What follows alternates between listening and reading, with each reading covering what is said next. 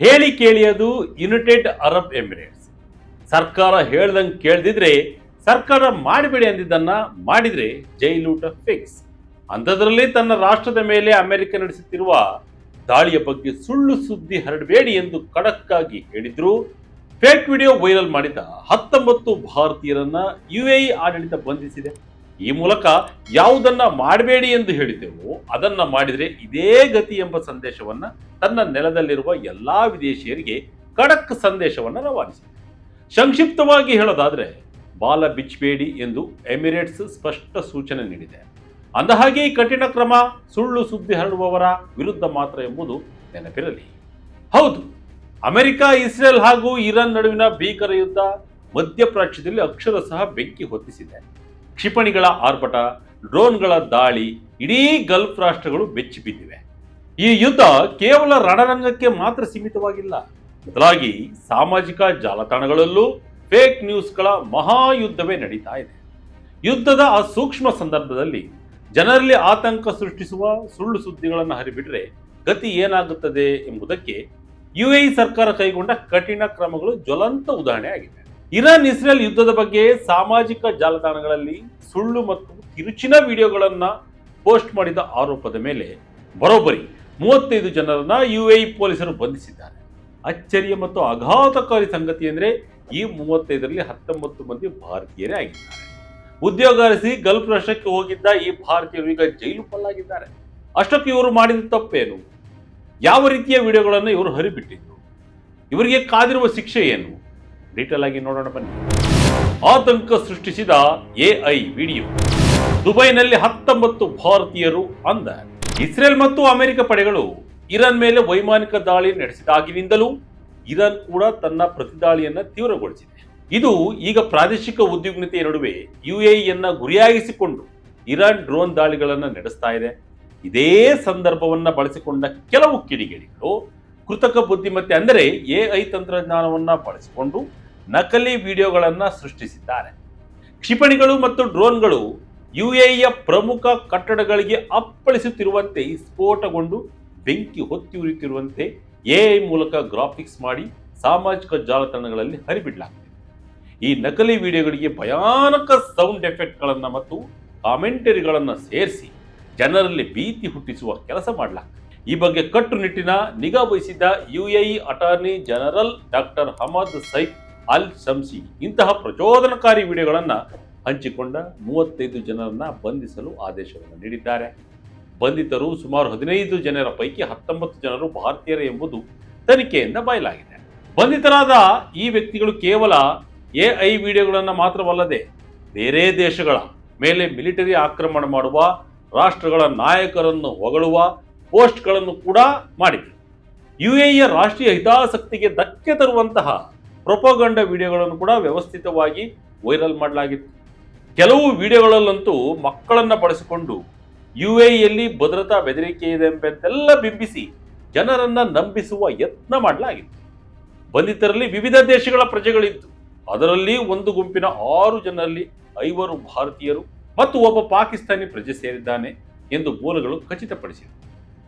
ಇದರ ಜೊತೆಗೆ ಪ್ರತ್ಯೇಕವಾಗಿ 2 ಭಾರತೀಯರ ಮೇಲೂ ಇದೇ ರೀತಿಯ ಪ್ರಕರಣಗಳು ದಾಖಲಾಗಿವೆ. ಇದೆಲ್ಲವನ್ನು ಅತ್ಯಂತ ಗಂಭೀರವಾಗಿ ಪರಿಗಣಿಸಿರುವ ಯುಎಇ ಸರ್ಕಾರ ಡಿಜಿಟಲ್ ಪ್ಲಾಟ್ಫಾರ್ಮ್ಗಳ ಮೂಲಕ ರಾಷ್ಟ್ರದ ಭದ್ರತೆಗೆ ಸವಾಲೊಡ್ಡುವವರ ವಿರುದ್ಧ ಕಠಿಣ ಕ್ರಮಕ್ಕೆ ಮುಂದಾಗಿದೆ.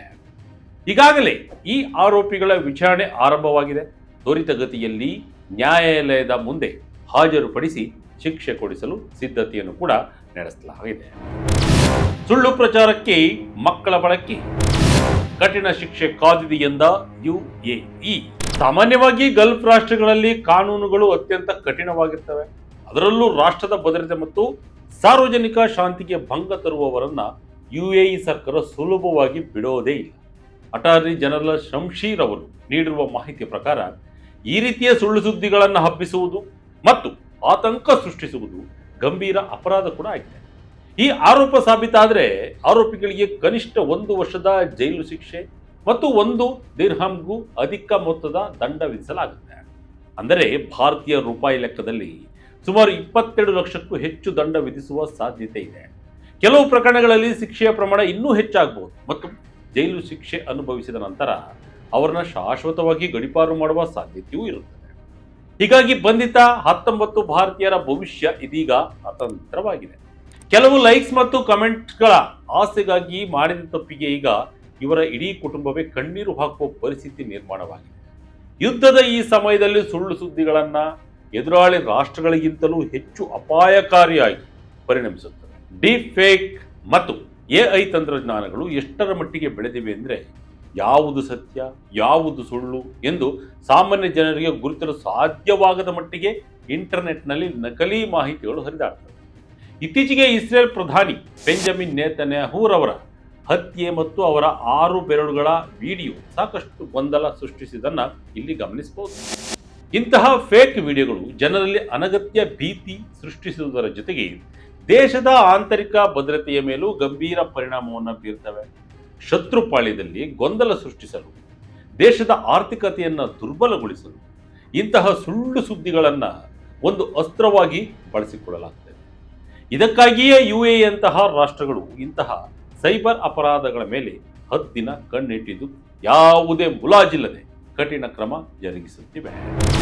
ಯುದ್ಧದ ನಡುವೆ ಫೇಕ್ ನ್ಯೂಸ್ ಕಂಟಕ, ಅನಿವಾಸಿ ಭಾರತೀಯರಿಗೆ ಎಚ್ಚರಿಕೆ ಗಂಟೆ. ಸದ್ಯ ದುಬೈ ಮತ್ತು ಯುಎಇಯ ಇತರ ಭಾಗಗಳಲ್ಲಿ ಯುದ್ಧದ ಬಿಸಿ ತಟ್ಟಲಾರಂಭಿಸಿದೆ. ಇರಾನ್ ಕಡೆಯಿಂದ ಬರುತ್ತಿರುವ ಕ್ಷಿಪಣಿ ಮತ್ತು ಡ್ರೋನ್ ಬೆದರಿಕೆಗಳನ್ನು ಹಿಮ್ಮೆಟ್ಟಿಸಲು ಯುಎಇ ತನ್ನ ವಾಯು ರಕ್ಷಣಾ ವ್ಯವಸ್ಥೆಯನ್ನ ಸಕ್ರಿಯಗೊಳಿಸಿದೆ. ದುಬೈ ವಿಮಾನ ನಿಲ್ದಾಣದ ಸಮೀಪ ಡ್ರೋನ್ ದಾಳಿಯ ಬೆದರಿಕೆ ಎದುರಾದ ಕಾರಣ ಎಮಿರೇಟ್ಸ್ ಮತ್ತು ಏರ್ ಇಂಡಿಯಾ ಸೇರಿದಂತೆ ಹಲವು ವಿಮಾನಗಳ ಹಾರಾಟವನ್ನ ಕೆಲ ಕಾಲ ಸ್ಥಗಿತಗೊಳಿಸಲಾಗಿದೆ. ಇಂತಹ ಸೂಕ್ಷ್ಮ ಮತ್ತು ಆತಂಕದ ವಾತಾವರಣ ಇರುವಾಗ ಪ್ರಜೆಗಳಿಗೆ ಧೈರ್ಯ ತುಂಬುವ ಬದಲು ಅವರನ್ನ ದಿಗಿಲುಗೊಳಿಸುವ ವಿಡಿಯೋಗಳನ್ನ ಹಂಚಿಕೊಳ್ಳುವುದು ಅಕ್ಷಮ್ಯ ಅಪರಾಧ. ಸಾಮಾಜಿಕ ಜಾಲತಾಣಗಳಲ್ಲಿನ ಮಾಹಿತಿಯ ಸಮರ ಆಧುನಿಕ ಯುದ್ಧ ತಂತ್ರದ ಒಂದು ಭಾಗವಾಗಿ ಬದಲಾಗಿರುವುದು ವಿಪರ್ಯಾಸ. ತಂತ್ರಜ್ಞಾನ ಬೆಳೆದಂತೆ ಅದನ್ನು ದುರ್ಬಳಕೆ ಮಾಡಿಕೊಳ್ಳುವವರ ಸಂಖ್ಯೆಯು ಅಪಾಯಕಾರಿ ಮಟ್ಟದಲ್ಲಿ ಹೆಚ್ಚಾಗ್ತಾ ಇದೆ ಎಂಬುದಕ್ಕೆ ಈ ಘಟನೆಯೂ ಕೂಡ ಕೈ ಕನ್ನಡಿಯಂತಿದೆ. ಹೊಟ್ಟೆಪಾಡಿಗಾಗಿ ತಮ್ಮ ಕುಟುಂಬವನ್ನ ಸಲಹುವ ಉದ್ದೇಶದಿಂದ ಲಕ್ಷಾಂತರ ಭಾರತೀಯರು ಗಲ್ಫ್ ರಾಷ್ಟ್ರಗಳಲ್ಲಿ ಕೆಲಸ ಮಾಡ್ತಾ ಇದ್ದಾರೆ. ಆದರೆ ಕ್ಷಣಿಕದ ಹುಚ್ಚುತನಕ್ಕೆ ಬಲಿಯಾಗಿ ಇಂತಹ ಸೈಬರ್ ಅಪರಾಧಗಳಲ್ಲಿ ಭಾಗಿಯಾದರೆ ತಮ್ಮ ಇಡೀ ಜೀವನವನ್ನೇ ಜೈಲಿನಲ್ಲಿ ಕಳೆಯಬೇಕಾಗುತ್ತೆ. ಸದ್ಯ ಬಂಧಿತರಾಗಿರುವ 19 ಭಾರತೀಯರ ವಿರುದ್ಧ ಯುಎಇ ಎಂತಹ ಕಠಿಣ ಶಿಕ್ಷೆ ಜಾರಿಗೊಳಿಸಲಿದೆ ಎಂಬುದು ನಮ್ಮ ಮುಂದಿರುವ ದೊಡ್ಡ ಪ್ರಶ್ನೆ. ಕಾನೂನು ಸೂಕ್ಷ್ಮತೆಯ ಅರಿವು ಮುಖ್ಯ, ಜವಾಬ್ದಾರಿಯುತ ವರ್ತನೆ ಅವಶ್ಯ. ಮಧ್ಯಪ್ರಾಚ್ಯದ ಯುದ್ಧ ಭೂಮಿಯಲ್ಲಿ ಗುಂಡುಗಳು ಮತ್ತು ಕ್ಷಿಪಣಿಗಳ ಅಬ್ಬರ ನಿಲ್ಲುವ ಲಕ್ಷಣ ಸದ್ಯ ಕಾಣ್ತಾ ಇಲ್ಲ. ಒಂದು ಕಡೆ ಅಮೆರಿಕ ಮತ್ತು ಇಸ್ರೇಲ್ ಜಂಟಿಯಾಗಿ ಇರಾನ್ ಮೇಲೆ ಮುಗಿಬಿದ್ದಿದ್ದರೆ, ಇತ್ತ ಅಮೆರಿಕನ್ ಸೇನಾ ನೆಲೆಗಳನ್ನು ಹೊಂದಿರುವ ಕಾರಣಕ್ಕೆ ಇರಾನ್ ಗಲ್ಫ್ ರಾಷ್ಟ್ರಗಳ ಮೇಲಿನ ತನ್ನ ಕ್ಷಿಪಣಿ ದಾಳಿಗಳನ್ನು ತೀವ್ರಗೊಳಿಸಿದೆ. ಇಂತಹ ಸೂಕ್ಷ್ಮ ಸಂದರ್ಭದಲ್ಲಿ ಈ ರಾಷ್ಟ್ರಗಳಲ್ಲಿರುವ ಯಾವುದೇ ಅನ್ಯ ದೇಶದ ನಾಗರಿಕರು ಜವಾಬ್ದಾರಿಯುತವಾಗಿ ವರ್ತಿಸಬೇಕಾಗುತ್ತೆ. ಡಿಜಿಟಲ್ ರಣರಂಗದಲ್ಲಿ ಫೇಕ್ ನ್ಯೂಸ್ ಬಾಂಬ್ಗಳು ಕೂಡ ಆಗಾಗ ಸ್ಫೋಟಗೊಳ್ಳುತ್ತಲೇ ಇರ್ತವೆ. ಆದರೆ ಯುಎಇ ಸರ್ಕಾರ ತೆಗೆದುಕೊಂಡಿರುವ ಈ ಕಠಿಣ ಕ್ರಮ ಸುಳ್ಳು ಸುದ್ದಿ ಹಬ್ಬಿಸುವ ಕಿಡಿಗೇಡಿಗಳಿಗೆ ದೊಡ್ಡ ಎಚ್ಚರಿಕೆಯ ಗಂಟೆಯಾಗಿದೆ. ವಿದೇಶದಲ್ಲಿರುವ ಭಾರತೀಯರು ಅಲ್ಲಿನ ಕಾನೂನುಗಳನ್ನ ಮತ್ತು ಸೂಕ್ಷ್ಮತೆಯನ್ನ ಗೌರವಿಸುವುದು ಅತ್ಯಂತ ಅವಶ್ಯಕ.